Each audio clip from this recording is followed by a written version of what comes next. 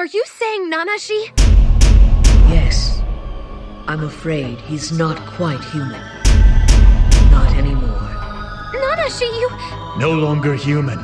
Not angel, not demon. He is my puppet. Shin Megami Tensei IV Apocalypse is in a sense a sequel to the original Shin Megami Tensei IV. It's a sequel in a sense because it's an alternate take on the neutral path in 4, where Flynn decides to take on both Lucifer and Merkaba, only for a third faction to come into play, the Divine Powers. They declare that everything will be destroyed by the next full moon for the sake of humanity's salvation. The differences don't stop there either. In this game, you don't actually play as humanity's liberator Flynn, instead you play as a hunter's apprentice named Nanashi. On the road to becoming a real hunter, you die only to be revived by a demon by the name of Dagda. In exchange for your life, Dagda wants you to become his Godslayer, since angels and demons can only seal each other away.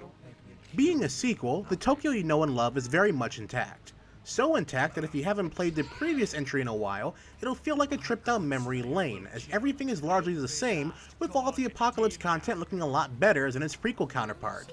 But that's pretty far and few between. You don't need much knowledge of the previous game's story, as again, this is Nanashi's story and not Flynn's. That said, on its own, the story told is absolutely fantastic. Nothing lasted too long or too short. There wasn't any filler missions either, as every mission was vital to ending the war. The only real issue the story has is that some parts may take you out of the experience, because of how nonsensical they are, which is weird, since its own story is very grounded in its own reality. Apocalypse has made a ton of useful changes to the overall battle system. The press turn system makes an appearance in this game as well. For the unfamiliar, think of a normal turn-based battle system, but when you land a critical hit or hit an enemy's weakness, you gain another turn, and gain a chance to smirk. Smirking allows you a guaranteed critical hit, and in some cases mean you get to go again. That's not all, however, as now gaining a smirk will let some moves gain a new property to them. For instance, the infamous Hamon and Muda one-hit KO spells are just normal magic attacks that deal light and dark damage respectively. If a character is smirking, however, they have a chance to instantly kill an enemy like how they behaved previously. Beware though, as the press turn system works both ways, so enemies can do the exact same thing to you as well, and will abuse it if you're not too careful. Another big shakeup is that you'll have a variety of extremely competent AI companions with you with their own roles. For instance, I went through I'd say 80% of the game with a companion who specifically is just there for healing. Considering I'm someone who's very finicky about who to heal and when, this game didn't let me down. I could attack all I want and not worry about my health knowing that it's already taken care of. Be careful though, as AI partners can be targeted as well.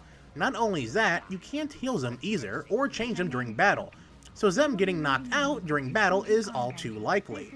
If they are knocked out, don't worry, as they'll be out for only a few turns and come back with full health.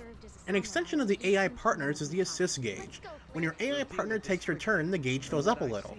Once it's maxed out, your enemies won't be able to attack that turn as all your companions get to jump on them instead, while healing and giving you a slight buff in the process. This change is smaller, but should be noted nonetheless.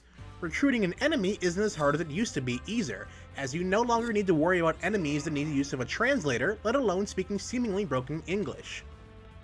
Not to mention that they're also less likely to run away after taking your money or items as well.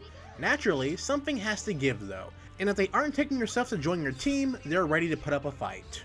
Once you befriended an enemy, it's in your party. That enemy won't attack you anymore if you talk to it, but gaining party members through talking to them is boring and doesn't really help much. The best way to go about this is to fuse them together to make an even more powerful one. Fused enemies have the benefit of potentially having moves used in the fusion as well as their own moves, as it depends on what moves you decide to keep when you perform the fusion. You can only befriend and create fused enemies that are your level or lower. The game does provide you with a way to get fused demons of higher levels as you progress through the game though. In conclusion, the only thing that really bogs the game down are hidden traps laid out in areas. The entire game stops only for you to mash the X button to escape. It's annoying and adds nothing to the game whatsoever. The only other thing I have is really just a nitpick. Your companions will constantly complain that enemies are too tough despite either being the same level or just a couple levels higher than you, which honestly isn't the case. Normal enemies won't be an issue, However, bosses, as usual in Shin Megami Tensei games, are a league of their own, and can take you down quite easily if you're ill-equipped. Other than that, in some parts of the story, just about everything else in this game is absolutely spot on. When Atlus said they wanted to make the best RPG on the 3DS, they absolutely meant it. This is easily in the upper echelon of that genre on the platform. And that does it for our review of Shin Megami Tensei IV Apocalypse. To see a more detailed and fully written review, be sure to check out our website gaminggamma.com for the full written review. Also, be sure to click a little annotation on the screen to go to a video to see how you can get a chance to win a free copy of Shin Megami Tensei IV Apocalypse. All details about that giveaway will be in that video. And be sure to leave a comment down in the comment section below letting us know what you guys thought of the review, and be sure to subscribe for future reviews and Let's Plays on this channel. And as always everyone, this is GammaLad signing off.